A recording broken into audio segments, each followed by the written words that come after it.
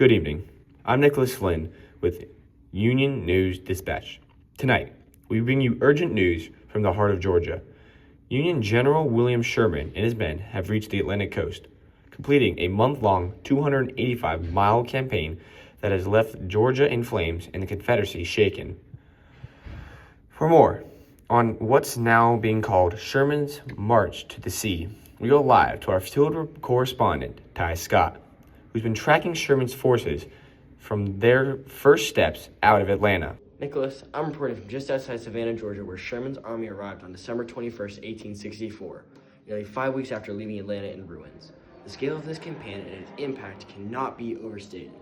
This was not just a military maneuver, it was a deliberate effort to break the South spirit, and everything I've seen suggests it may have worked. Sherman began his march on November 15th, 1864.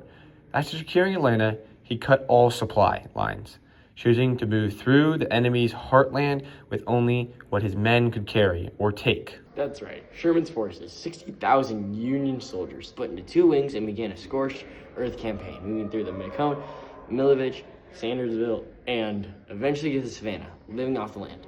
Sherman believed war must hit the enemy where it hurts, economically, physically, and psychotically. And so he ordered railroads torn up, factories burned, cotton fields destroyed, and anything of military value seized or ruined. This campaign left a trail of devastation. We're hearing the term Sherman's neckties. What are those? They're twisted remnants of the South's railroad. Sherman's men would rip up rails, heat them over fires, and bend them around trees so they couldn't be reused. I've seen entire stretches of countryside reduced to blackened ash. The goal? Paralyze the Confederate war effort and cut off their ability to resupply their armies. The impact on civilians has been devastating. Crops were seized, livestock slaughtered, and many families left homeless. Some Confederate civilians fled their towns before Sherman's men even arrived. Others stayed and watched their homes burn.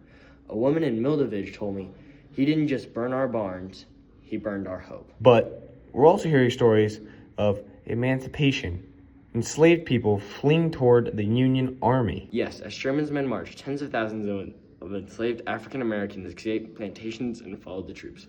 Many of them found protection and worked with the Union Army. Some even joined the march. It turned the campaign into more than just a military mission. It became a force for freedom. One freedman told me, "I ran from my master's fields and never looked back." This march gave many their first chance to claim a life beyond slavery. Ty, there were reports that Sherman's troops even entered Georgia's capital. Yes, they occupied Milovich, Georgia's capital at the time. They took over the governor's mansion, ransacked government buildings, and symbolically held a mock legislative session where soldiers voted to take Georgia out of the Confederacy. It's a psychological blow showing the South it could no longer defend even its core institutions. And now, with Savannah captured, Sherman has sent a famous message to President Lincoln. In a telegram dated December 22nd, 1864, Sherman wrote, "I beg to the President as a Christmas gift the city of Savannah." The city fell with minimal resistance. Union troops seized 150 guns, tons of ammunition, and millions of dollars in cotton. This is a major turning point in the war. It is not. This is a major turning point in the war. Is it not? Absolutely. It's more than a military victory. It's a collapse of the Confederation infrastructure and morale. Sherman proved that the Union can strike anywhere, and now he's preparing for another march, this time north through the Carolinas, aiming to squeeze the South between his forces and those of General Grant in Virginia. Nicholas, I've seen fields burned to ash and homes reduced to rubble. I've seen freed people walk barefoot for miles just to follow the Union flag. This march will be remembered not just for its military brilliance, but for its hard truths and its brought home to the Confederacy. Sherman didn't just fight an army, he fought an idea, and he may have won. Powerful report. Thank you, Ty. As the war enters its final chapter, the nation watches, weary, hopeful, and forever changed. We'll continue to bring you the latest from every front. The Union News Dispatch. I'm Nicholas Flynn. And I'm Ty Scott, reporting from Savannah, Georgia. Good night.